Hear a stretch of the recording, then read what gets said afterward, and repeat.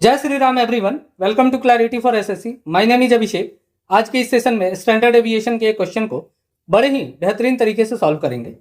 दोनों टीचर को full respect देते हुए बट इनके मेथड को हम एग्जाम के लिए स्किप करेंगे। जैसा कि पहला सॉल्यूशन आपको दिख रहा है काफ़ी लंबा है, दूसरे में क्या है कि ये थोड़ा शॉर्ट है, लेकिन इसका फॉर्मूला इतना कन्फ्यूजिंग है कि एग्जाम प्रेशर में आपको याद रहे ये जरूरी नहीं है, तो इसके लिए प्रैक्टिस काफ़ी रिक्वायर्ड होगा। तो क्वेश्चन को हम सॉल्व करें उससे पहले आपको दो चीज़ पता होना चाहिए। क्या? पहला, स्टैंडर्ड एविएशन होता क्या है। तो स्टैंडर्ड एविएशन का अगर हम बात करें तो स्टैंडर्ड एविएशन बराबर होता है किसके? रूट अंडर वेरिएंस के। यानी अगर हम दोनों तरफ स्क्वायर कर दें तो हम क्या बोलेंगे कि स्टैंडर्ड एविएशन का स्क्वायर बराबर हो जाएगा किसके?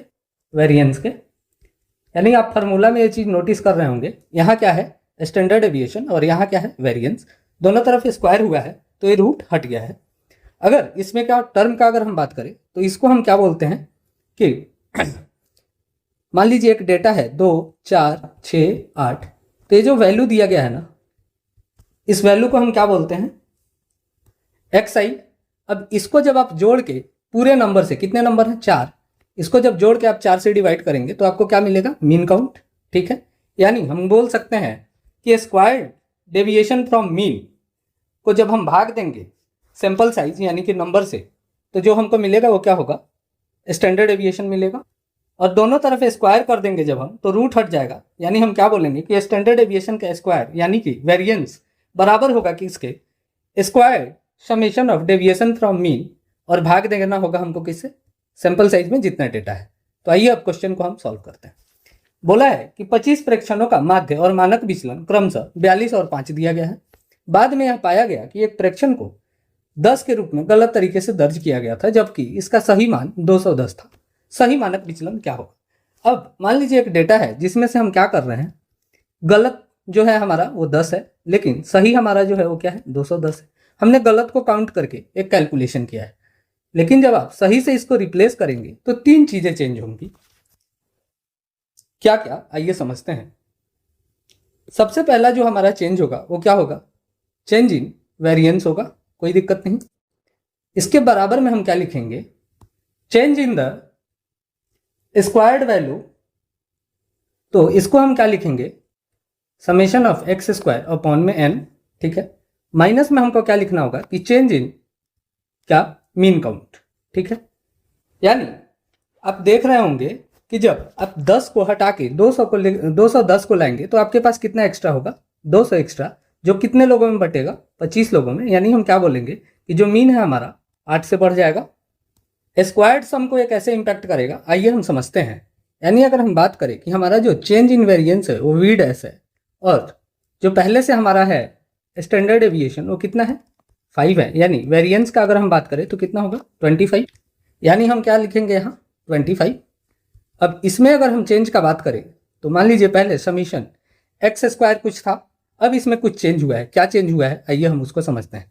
यानी पहले समीशन एक्स स्क्वायर था जिसमें क्या था? ये जो 10 वाला डेटा है ये काउंट हुआ होगा, तो इसको हम घटा लेंगे, यानी 100 घटाएंगे। प्लस में हमको क्या करना होगा?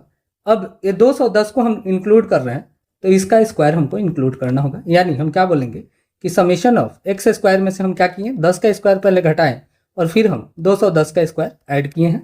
ठीक है, यानी इसको अगर हम डायरेक्ट लिखें तो जैसा कि आपको दिख रहा होगा कि 10 हम क्या किए हैं? 10 का स्क्वायर हटाए हैं और 210 का स्क्वायर ऐड किए हैं। यानी अगर हम बोले कि 10 के स्क्वायर को हम घटा रहे हैं एंड 210 के स्क्वायर को हम जोड़ रहे हैं, डिवाइड करना है हमको किससे? सैंपल साइज से। इसमें अगर हम बात करें तो पहले जो हमारा मीन था वो कितना था? 42 था। 8 बढ़ने के बाद कितना हो जाएगा? 50। यानी हम क्या बोलेंगे कि 50 का स्क्वायर में से क्या जाएगा हमारा? 42 का स्क्वायर। कोई दिक्कत नहीं। अब इसको आप सॉल्व कर लीजिए, आंसर आपको मिल जाएगा। यानी अगर हम बोले कि v माइनस 25, यहाँ से क्या आएगा हमारा? 10 का स्क्वायर 100, इसका कितना होगा? 44,100। यानी टोटल हम देखें चेंज कितने का आया? 44,000 का।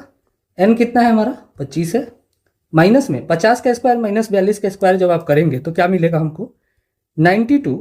ठीक है, इंटू में क्या? 8। जब आप इसको सॉल्व करेंगे तो क्या लिखेंगे कि v माइनस 25, इससे इसको जब कैंसिल करेंगे तो कितने बार में जाएगा? 44 गुना 4 यानी 176। ठीक है, के ऊपर 1 0। माइनस में क्या होगा, 92 गुना 8 यानी 9 8 72 और 2 8 16 यानी 736। ठीक है, यानी यहां से v हमारा क्या आ गया कि 1760 माइनस में क्या 711 और यहां से जो हमारा वैल्यू आएगा वो कितना आएगा 1049। एक इसका वैल्यू है वेरिएंस का, हमको चाहिए किसका, स्टैंडर्ड डेविएशन का, तो इसके ऊपर रूट लगाएंगे और हमको आंसर मिल जाएगा।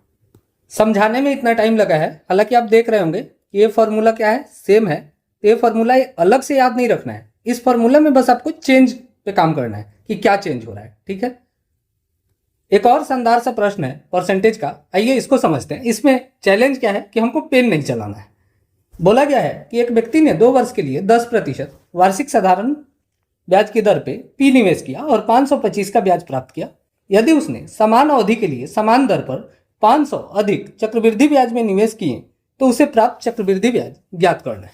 ठीक है, अभी इस क्वेश्चन को अगर सॉल्व करना होगा तो कैसे करेंगे, आइए थोड़ा सा मैं बताता हूं कि इसको सोचा कैसे जा सकता है। ये जो 500 रुपया आप चक्रवृद्धि ब्याज पे ऐड कर रहे हैं, अगर हम ये बोले कि हम सिंपल पे ही इसको देते तो क्या होता कि 2 वर्ष के लिए हम कर रहे हैं, यानी 500 रुपये पे 2 वर्ष का और ब्याज मिलता 10% के हिसाब से, यानी कितना मिलता आपको 100 रुपया, यानी 525 पहले मिल रहा था, यानी अब कितना मिलता 625। कितने साल का, 2 साल का, यानी अगर 2 बराबर भागों में आप इसको बांट दे तो कितना होगा 312.5 और 312.5, और इसके ऊपर दूसरे साल में 10% लगेगा, यानी आप क्या बोलेंगे कि 31.25। यानी अगर हम देखें कि इन दोनों का सम क्या है, इसी के बराबर है, यानी एक्स्ट्रा हमको ऐड कितना करना था 31.25, और जब 31.25 आप ऐड करते तो ए ऑप्शन सही हो जाता। जैसा कि आप देख रहे होंगे ऑप्शन इसका काफ़ी क्लोज है और डेसिमल में है, तो ऐसे स्मार्टली सोच के आप इस क्वेश्चन को बिना पेन चलाए सॉल्व कर सकते थे। एक बार रिपीट करते हैं, 525 उसको मिल रहा था, 500 रुपया हम प्रिंसिपल में बढ़ाते तो 20% एक्स्ट्रा मिलता, यानी 625 मिल जाता। 625 2 साल के लिए मिल रहा था, यानी 1 साल के लिए कितना मिलता 312.5, और पहले साल के ऊपर जो इंटरेस्ट लगता है, यानी इंटरेस्ट के ऊपर जो इंटरेस्ट लग रहा है उसी को तो हम क्या बोलते हैं कि कंपाउंडेड इंटरेस्ट है, यानी उसका 10% कितना होता है 31.25 मिल रहा था हमको 625 रुपये as a simple interest. Compounded के लिए 31.25 ऐड हो जाता और सीधा हम आंसर टिक कर देते। आई होप ये दोनों क्वेश्चन का सॉल्यूशन आपको काफ़ी पसंद आया होगा। तो ऐसे ही सॉल्यूशन के लिए आप चैनल को सब्सक्राइब कर दीजिए, अपने दोस्त यार छोटे भाई तक वीडियो को शेयर कर दीजिए और लाइक करना नहीं भूलिए। इतना प्यार दिखाने के लिए आप सभी का बहुत बहुत आभार। मिलते हैं अगली वीडियो में। Thank you.